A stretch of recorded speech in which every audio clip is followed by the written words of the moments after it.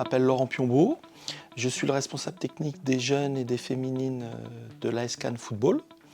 Et donc j'encadre principalement les coachs des plus petits, donc ça correspond aux jeunes de 5 ans jusqu'à 18 ans, et les filles donc des plus jeunes jusqu'aux adultes. Voilà, donc mon périmètre est essentiellement situé à l'AS Cannes sur le management des éducateurs pour mettre en place la politique sportive en relation bien évidemment avec la présidente Madame Courtade et son directoire. Alors je m'appelle Ingrid Collard, je suis conseillère en insertion sociale et professionnelle à la mission locale et référente des services civiques au sein de la mission locale.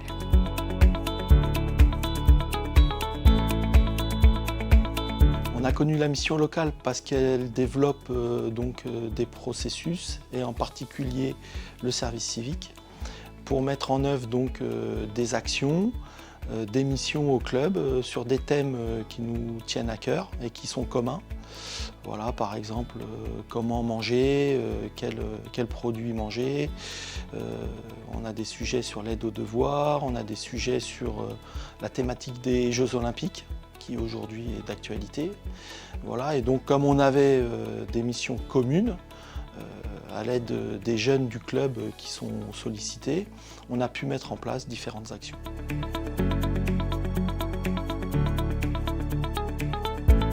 Donc on a de très bonnes relations avec la mission locale et on n'a pas le choix puisque en fait on sollicite des volontaires et on propose à des jeunes des missions.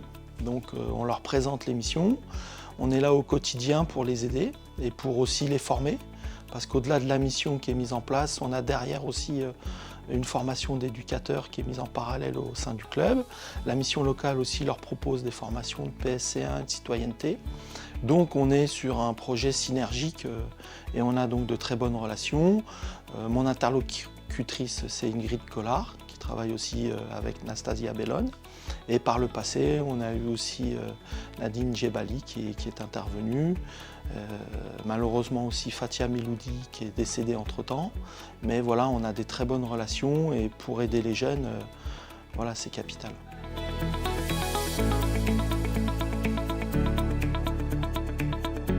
Alors des projets, il y en a plusieurs. Comme je vous l'ai dit, il y a des missions bien précises. Voilà, donc on a travaillé sur le handicap. Donc on a mis en place des activités avec l'association Adrien, où on a pu aider et mettre en œuvre des rendez-vous avec les joueurs, les joueuses et les jeunes aussi, pour sensibiliser sur le handicap et aider à l'handicap. On a d'autres missions aussi où on fait intervenir dans le cadre des stages football, on met en place des questionnaires sur ce qu'il faut manger, sur ce qui est la diététique dans le sport. Voilà, et donc derrière ça, on a des jeunes qui peuvent être sensibilisés et avec le temps, voilà, qui font avancer les choses parce qu'en fait, on est quelque part de mission d'intérêt général. Et le plus important là-dedans, c'est que les jeunes puissent aussi prendre en compte certaines valeurs et certains réflexes, certaines attitudes. Et voilà, donc on est surtout sur ces axes-là pour le futur et surtout pour les jeunes.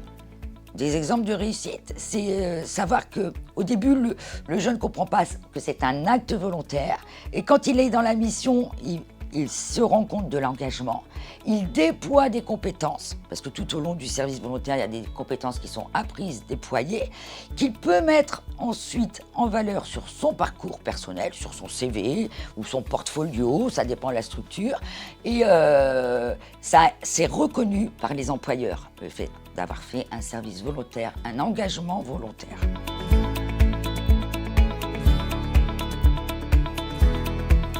En tant que référente service civique, je suis habilitée à signer des contrats pour les volontaires dans les différentes structures, collectivités territoriales, éducation nationale, pour les volontaires que ces associations ou que ces partenaires envisagent de signer tout au long de l'année.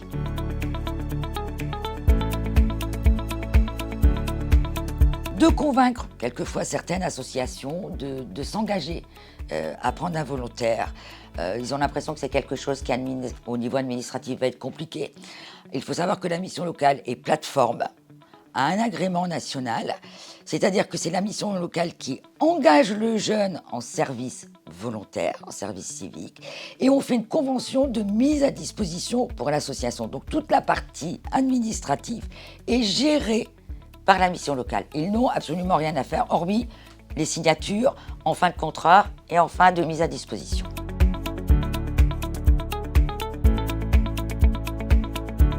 Le soutien de la mission locale dans le cadre du service volontaire, c'est de mettre en relation l'association ou la collectivité et le jeune. Nous diffusons l'offre sur le site national. Les jeunes intéressés par le service volontaire se rapprochent de nous. On les met en contact avec la structure qui accueille le service volontaire. Nous signons le contrat de service volontaire et la convention de mise à disposition pour l'association.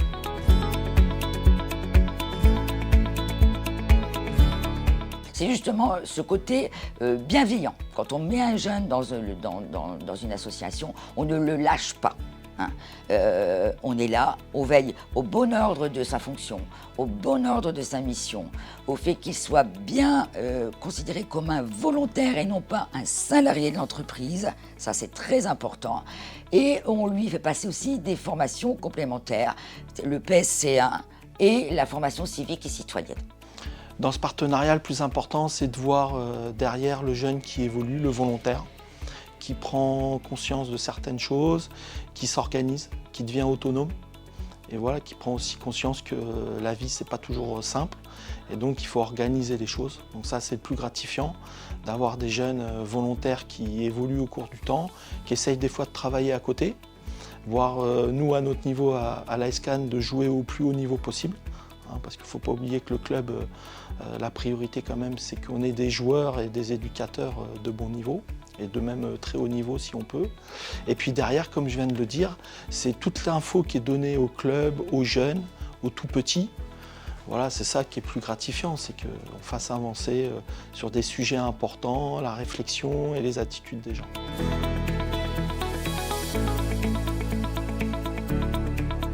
Ah ben, l'ouverture, la disponibilité, l'empathie. Et aussi, il n'y a pas que le jeune à convaincre, il y a aussi l'association. Et lui faire bien comprendre à l'association que le service volontaire reste un engagement volontaire du jeune. On est bien dans un engagement de volontariat.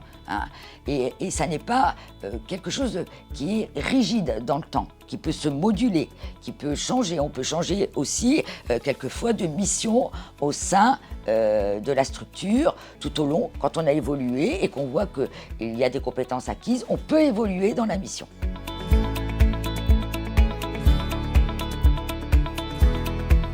Et ben moi, je leur dirais de foncer, parce que sincèrement, tout le monde est gagnant.